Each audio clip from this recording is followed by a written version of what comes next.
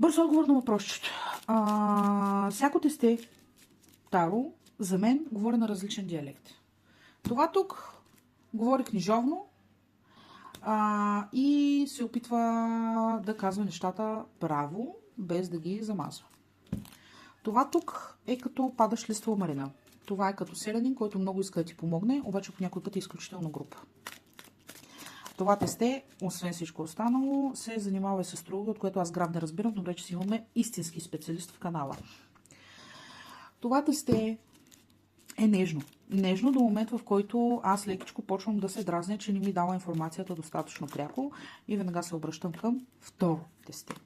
Рядко второто тесте, към което аз се обръщам, е Таро. В повечето случаи е оракул. И то конкретно е то оракул, защото е най-малък и най-компактен за в ръцете. Има колеги, които отварят второ таро тесте, има колеги, които отварят конкретен оракул, с който могат да говорят много подробно. Има колеги, които могат да четат оракул с изключителна точност. Аз не мога. Аз го ползвам, когато тарото спре да ми казва неща и почне да се повтаря.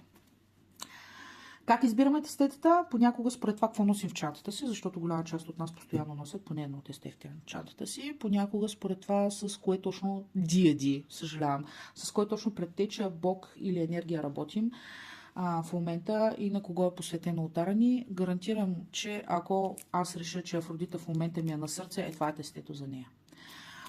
Момента, в който бях обърната към Моркус и към това, че той иска да е стабилен, това е тестето за него.